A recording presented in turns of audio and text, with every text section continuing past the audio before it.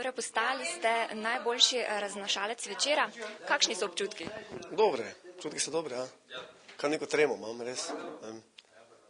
In kaj je recept za dobrega raznašalca?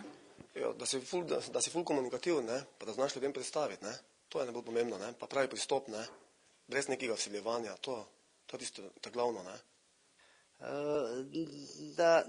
Da mu daš malo na probo, pa poveš po resnici, kaj pravzaprav večer nudi.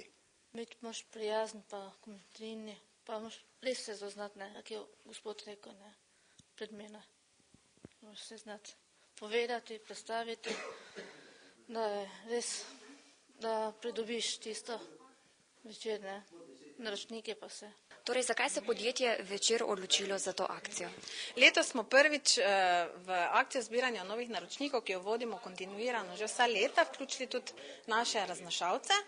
Moram reči, da je bil odziv dober, od 225 raznašalcev se jih je vključilo v akcijo 105.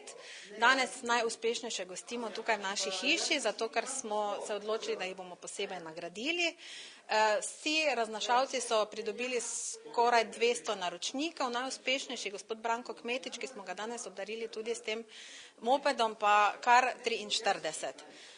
Tako da akcijo bomo nadaljevali, raznašalce bomo vključevali, zato ker se res aktivno vključijo, imajo neposredni stik z naročniki in zato tudi večji odziv na akcijo.